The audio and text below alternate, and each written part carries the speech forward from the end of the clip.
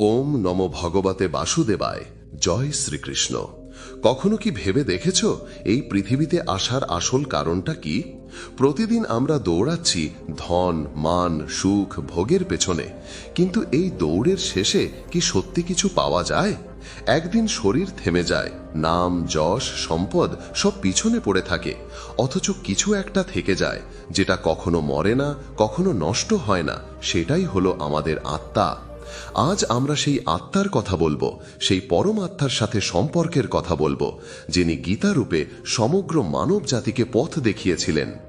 এই ভিডিওয়ে শুধু ধর্ম বা উপদেশ নয়, থাকবে সেই বাস্তব সত্য যা অর্জুনের হৃদয়ে আলো জ্বালিয়েছিল, আর যে আলো আজও অন্ধকারে হারিয়ে যাওয়া মানুষকে পথ দেখাতে পারে। যখন ভগবান শ্রীকৃষ্ণ অর্জুনকে বলেছিলেন, হে পার্থ, নিজের কর্তব্য পালন করো, ফলের চিন্তা করো না, তখন তিনি শুধু অর্জুনকেই নয়, প্রতিটি মানুষকেই জীবনের আসল রহস্য বোঝাচ্ছিলেন। আমরা যদি এই কথাগুলি মন দিয়ে শুনতে পারি, তাহলে জীবনের ভয়, দুঃখ, দ্বন্দ্ব সব মুছে যাবে। তাই বন্ধুরা, এখন মন শান্ত করে বসো, কারণ সামনে এমন এক জ্ঞান আসছে যা তোমার জীবন বদলে দিতে পারে। ভগবদ্গীতার এই আলোচনায় আমরা জানব আত্মা, পরমাত্মা, ধর্ম, কর্ম, ভক্তি আর মুক্তির সেই পথ যা শুধু শুনলেই নয়, অনুভব করলেই মনে হবে এই জীবন সত্যিই ধন্য। শ্রীকৃষ্ণকে, যিনি ধর্মের রক্ষক, তাকে প্রণাম করে সনাতন ধর্ম কথা বলছি। নারায়ণকে, নর তথা নরোত্তমকে এবং দেবী সরস্বতীকে প্রণাম করে আমরা কুরুক্ষেত্রের যুদ্ধক্ষেত্রে মহাভারত যুদ্ধের ঠিক পূর্ব মুহূর্তে প্রবেশ করি। অর্জুনের মন বিষাদগ্রস্ত হয়ে পড়ল এবং তিনি যুদ্ধ করার সংকল্প ত্যাগ করলেন। এই সময় ভগবান শ্রীকৃষ্ণ অর্জুনকে ভগবদ্গীতার জ্ঞান প্রদান করলেন। শ্রীমদ্ ভাগবত গীতা এমন এক আশ্চর্যজনক গ্রন্থ যা মানুষের সর্বশ্রেষ্ঠ মিত্র এবং পথপ্রদর্শক। ঠিক যেমন অর্জুন আর শ্রীকৃষ্ণের মধ্যে সম্পর্ক ছিল, বাস্তব জীবনের প্রেক্ষাপটে যদি বলি, তাহলে এই গীতার জ্ঞান এতই গুরুত্বপূর্ণ, বিশাল এবং সহজ যে এই জ্ঞান লাভ করলে অন্য কোনো বৈদিক সাহিত্য পড়ার প্রয়োজন হয় না। যদি আপনি এটা অনুভব করতে পারেন যে বাস্তবে আমি হলাম একটি আত্মা আর শরীর একটি আবরণ মাত্র, তাহলে আপনি নিজেকে ভগবদ্গীতার প্রতিটি কথা বিশ্বাস করা থেকে বিরত করতে পারবেন না।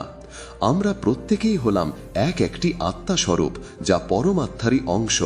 আর এই সংসার হলো একটি কারাগারের মতো, যেখানে আমরা আমাদের অপরাধের শাস্তি ভোগ করার জন্য জন্মগ্রহণ করে থাকি। আমরা যে মহামূল্যবান মনুষ্য জীবন লাভ করেছি, এটা আমাদের জন্য সুযোগ ও পরীক্ষা স্বরূপ, যাতে আমরা আমাদের অপরাধের প্রায়শ্চিত্ত করতে পারি। আর ভগবদ্গীতা হলো সেই গ্রন্থ যাকে আধার করে আমরা জীবনরূপী পরীক্ষায় সসম্মানে উত্তীর্ণ হতে পারি। গীতায় ভগবান শ্রীকৃষ্ণ যে পথ আমাদের দেখিয়েছেন, তাকে অনুসরণ করলে আমরা এই জন্ম মৃত্যুর চক্র থেকে মুক্ত হতে পারি। কিন্তু কলিযুগের প্রভাবে মানুষ আরও নিম্নতর স্তরে নেমে যাচ্ছে। কলিযুগের আধুনিকতার প্রভাবে সনাতন ধর্মের মহত্ব, ঈশ্বরের অস্তিত্বে বিশ্বাস এবং ধর্মীয় সংস্কৃতি ধীরে ধীরে নষ্ট হয়ে যাচ্ছে। ভগবত ভক্তির এই জ্ঞান মানুষের থেকে ক্রমশ দূরে সরে যাচ্ছে। এটা হলো সেই কলিযুগ যেখানে পাপ নিজের আধিপত্য বিস্তার করছে। নিজের স্বার্থ পূরণের জন্য লোক যে কোনো সীমায় নেমে যেতে পারে।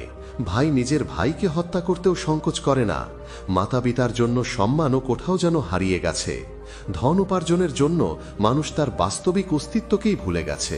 সে মনে করে ধন উপার্জন করে ধনী হওয়া এবং ক্ষমতা লাভ করা মনুষ্য জীবনের মূল উদ্দেশ্য। এই ঘোর পাপের যুগে ভগবত গীতা আমাদের সঠিক পথ দেখায়। কলিযুগে এরকম পরিস্থিতি হবে জেনেই ভগবান শ্রীকৃষ্ণ 5000 বছর পূর্বে মানুষের হিতার্থে ভগবত গীতার জ্ঞান প্রদান করেছিলেন। যে ব্যক্তি কলিযুগেও ভগবানের দেওয়া উপদেশ পালন করে, সেই ব্যক্তি ভগবত ধামে যাওয়ার পথে অগ্রসর হয়। 18টি অধ্যায় এবং 700 শ্লোকের মাধ্যমে ভগবান শ্রীকৃষ্ণ জীবনের এমন সব রহস্য বর্ণনা করেছেন, যা জানার পর মানুষ এতই আনন্দিত ও সন্তুষ্ট হয় যে এই আনন্দ সংসারের অন্য কোনো কিছুতেই পাওয়া যায় না। ভগবানকে কিভাবে পাওয়া যাবে সেই কথাও ভগবদ্গীতায় বলা হয়েছে। সেই মহাজ্ঞানকে আপনাদের সামনে তুলে ধরার জন্য ভগবদ্গীতার সার কথা আমি বলতে চলেছি। ভগবদ গীতার সমস্ত গুরুত্বপূর্ণ তথ্য এই ভিডিওর মাধ্যমে তুলে ধরা হবে। যদি এই গ্রন্থকে আপনি সর্বতোভাবে জানতে চান, তাহলে এই ভিডিওটি সম্পূর্ণ দেখুন। আত্মা এবং পরমাত্মার মধ্যে সম্পর্ক কি? জীবনের মূল উদ্দেশ্য কি? মানুষ সংসারে কেন জন্মগ্রহণ করে? এমন কি আছে ভগবদ গীতায় যা মানুষকে ভগবানের সাথে সংযোগ করিয়ে দেয় এবং জীবন মৃত্যু চক্র থেকে মুক্তি প্রদান করে? আসুন জেনে নিই এই ভিডিওর মাধ্যমে।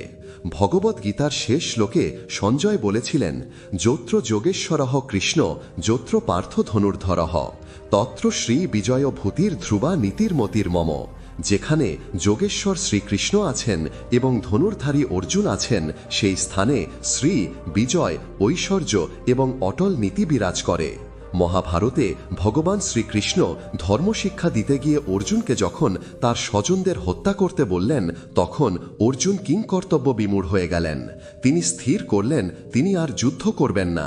তিনি বললেন, আমার প্রাণের থেকেও প্রিয় ভাই ও আত্মীয় স্বজনদের আমি কিভাবে হত্যা করব?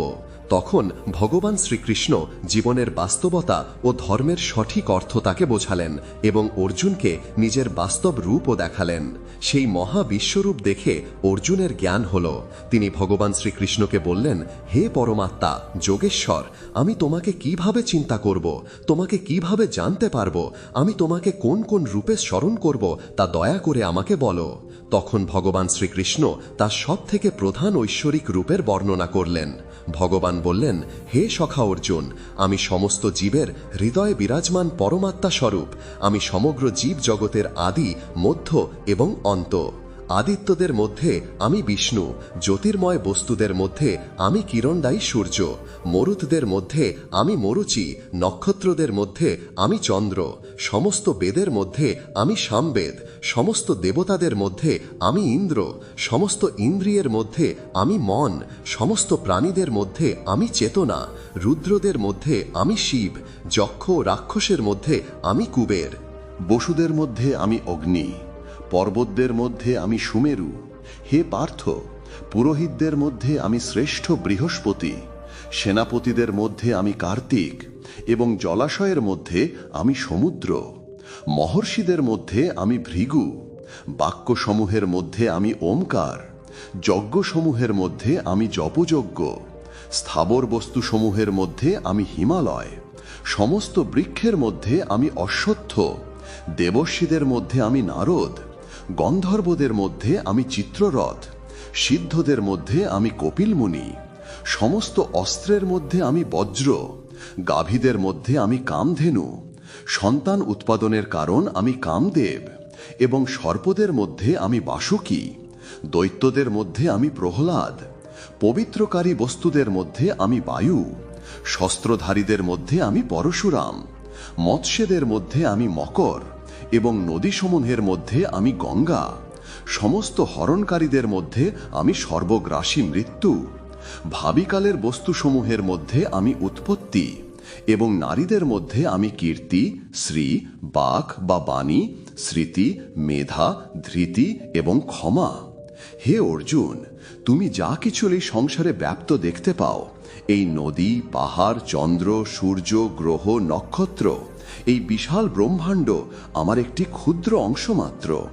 আমাকে সমস্ত সৃষ্টির আদি কারণ ও বীজ বলে জানবে। কোনো চর বা অচর প্রাণী আমাকে ছাড়া এক মুহূর্ত থাকতে পারে না। সমগ্র ঐশ্বর্য এবং সৌন্দর্য তথা প্রকৃতির সমস্ত সৃষ্টি আমার তেজের এক ক্ষুদ্র স্ফুলিঙ্গ থেকেই তৈরি হয়েছে।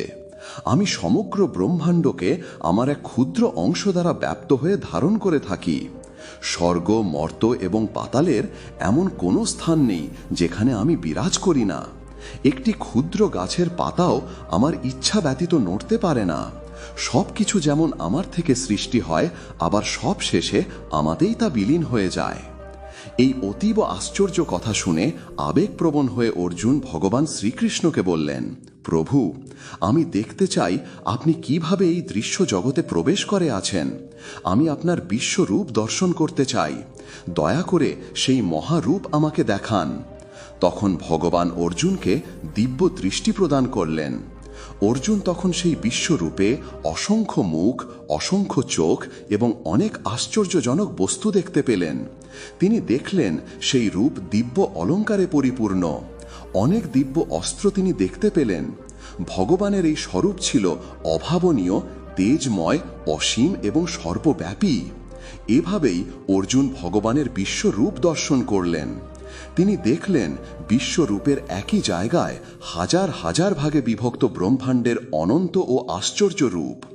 এরপর অর্জুন হাত জোড় করে ভগবানকে প্রার্থনা করলেন এবং বললেন, প্রভু, আমি আপনার শরীরের সমস্ত দেবতা, অসুর, গন্ধর্ব এবং অন্যান্য বিভিন্ন জীবদের একসাথে দেখতে পাচ্ছি। আমি পদ্মফুলের উপর বিরাজমান ব্রহ্মা, মহেশ্বর, অন্যান্য ঋষি এবং ভয়ঙ্কর দিব্য সর্পদের দেখতে পাচ্ছি। আমি আপনার শরীরে অগণিত অসংখ্য হাত, পা, মুখ এবং চোখ দেখতে পাচ্ছি। আপনার শরীর এতই বিশাল যে আপনার আদি, মধ্য এবং অন্ত দেখা যায় না। আপনি এই ব্রহ্মাণ্ডের পরম আশ্রয়। আপনি অব্যয় তথা পুরাণ পুরুষ, আর আপনি হলেন এই সনাতন ধর্মের পালনকর্তা। আপনার মহিমা অনন্ত। আপনার পূজা করার উপায় অসংখ্য। আপনার দুই চোখে আমি তেজদীপ্ত সূর্য এবং চন্দ্রকে দেখতে পাচ্ছি। আমি আপনার মুখ থেকে নির্গত তেজস্বী স্ফুলিঙ্গে সমগ্র ব্রহ্মাণ্ডকে যেন প্রজ্বলিত হতে দেখছি। ভগবান শ্রীকৃষ্ণ বলেন, যদি তুমি আমাকে লাভ করতে চাও তাহলে এই জীবনকে আমার প্রতি ভক্তির কাজে ব্যবহার করো। আমার ভক্তি শরীর দিয়ে নয়, বরং তোমার ভিতরে থাকা আত্মার মাধ্যমেই করতে পারবে। যেমন শরীরকে তরতাজা রাখতে খাদ্যের প্রয়োজন হয়, সেরকমই আত্মাকে সতেজ ও পবিত্র রাখতে আমার প্রতি ভক্তির প্রয়োজন হয়। যতক্ষণ তোমার মধ্যে এই ভুল ধারণা থেকে যাবে যে তুমি হলে একটা শরীর, ততক্ষণ তুমি আমাকে লাভ করতে পারবে না। যখন তোমার এই জ্ঞান লাভ হবে যে তুমি শরীর নয় আত্মা, তখন তুমি আমার দ্বারা প্রদত্ত এই জ্ঞান অর্জন করার এবং আমার প্রতি ভক্তিপরায়ণ হওয়ার যোগ্য হয়ে উঠবে, এবং তখন আমার স্মরণে আসা থেকে কেউ তোমাকে বিরত করতে পারবে না। এই সংসারে তুমি যা দেখো, শোনো, স্বাদ গ্রহণ করো, স্পর্শ করো, অনুভব করো, সেই সব কিছুই আমার সৃষ্টি হলেও আমি এসব অনুভূতির বন্ধন থেকে সম্পূর্ণ মুক্ত। এই সংসারে তুমি যা কিছু ইন্দ্রিয়ের দ্বারা অনুভব করো, কোনো কিছুই তোমার আত্মাকে কখনো প্রভাবিত করতে পারে না। ভগবান বলেন, এই আত্মাকে কখনো বিনষ্ট করা যায় না। ভগবদ গীতায় তিনি বলেছেন, নৈনং ছিন্দন্তি শস্ত্রাণি নৈনং দহতি পাবকহ ন চৈনং ক্লেদয়ন্তি আপো ন শোষয়কি নারুতহ। এই আত্মাকে কখনো অস্ত্রের দ্বারা কাটা যায় না, আগুন একে পোড়াতে পারে না, বায়ু একে শুকিয়ে দিতে পারে না এবং জল একে ভিজিয়ে দিতে পারে না। তিনি এটাও বলেছেন, মনুষ্য জীবনে কোনো ব্যক্তি চেষ্টা করলে তার আত্মাকে স্বয়ং পরমাত্মায় বিলীন করতে পারে, আর এটা সম্ভব হয় একমাত্র ভক্তির দ্বারা। এজন্যই তো বলা হয়, মনুষ্য জন্ম লাভ করা হলো সৌভাগ্যের কথা। 84 লক্ষ যোনিতে জন্মগ্রহণ করার পর মনুষ্য জন্ম লাভ হয়, আর এই জন্মতে প্রত্যেক ব্যক্তিকে ভিন্ন ভিন্ন পরীক্ষা দিতে হয়। যেমন মায়া ও মোহের চক্রে আবদ্ধ হয়ে একজন ব্যক্তি লোভ, অসত্য, ব্যভিচার, জুয়া ইত্যাদির প্রতি আকৃষ্ট হয়, আর নিজের সাথে পরমাত্মার সম্পর্কের কথা ভুলে যায়। মনে রেখো, আত্মার সাথে পরমাত্মার সম্পর্কই হল স্থায়ী এবং অবিচল। জাগতিক অন্য সব সম্পর্কই, যেমন মাতা পিতা, স্বামী স্ত্রী, সন্তান, শত্রু, বন্ধু, সব কিছুই অনিত্য এবং অস্থায়ী। অর্থাৎ এই সম্পর্কগুলো শুধুমাত্র একটা জন্মতেই সীমাবদ্ধ থাকে। যখনই আত্মা অন্য শরীর ধারণ করে, সব সম্পর্ক পরিবর্তন হয়ে যায়।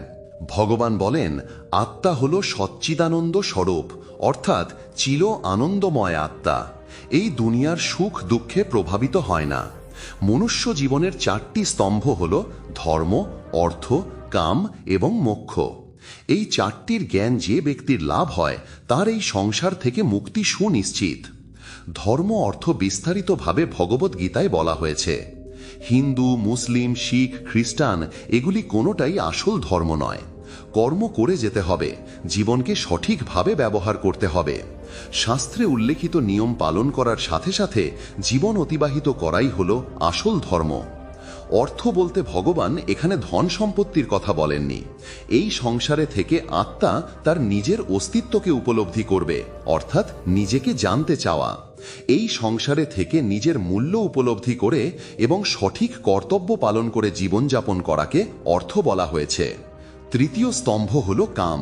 ভগবান শ্রীকৃষ্ণ গীতায় বলেছেন, প্রত্যেক মানুষ কাম, ক্রোধ, লোভ, লালসা, অহংকার, মোহ এবং হিংসার দ্বারা পীড়িত।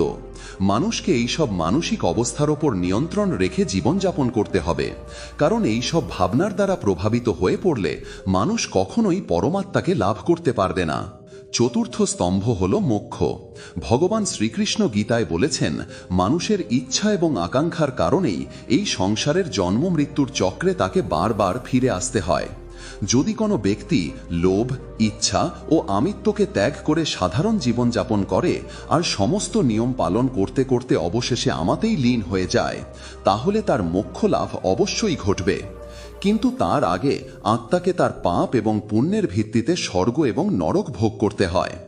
যদি কোনো আত্মা স্বর্গের প্রতি আসক্ত হয়ে পড়ে, সেখানকার ঐশ্বর্য দেখে বিচলিত হয়ে পড়ে, তাহলে তাকে সেখানেই থাকতে হয়, আর সেই জীবনে তার জন্য মোক্ষ লাভের পথ বন্ধ হয়ে যায়। পুনরায় মুক্তি পাওয়ার জন্য আত্মাকে নতুন শরীর ধারণ করে পুনরায় প্রয়াস করতে হয়। যেখানে লোভ বা আকাঙ্ক্ষার জন্ম হয়ে যায়, সেখানেই প্রচেষ্টা ব্যর্থ হয়ে যায়। তখন পুনরায় জন্মগ্রহণ করে পরমাত্মাকে লাভ করার পথের সন্ধান করতে হয়। তাহলে আসুন বন্ধুরা, ভগবদ্ গীতা জীবনের যেসব রহস্যকে বর্ণনা করে, সেগুলিকে সঠিকভাবে বুঝে জীবন সার্থক করি।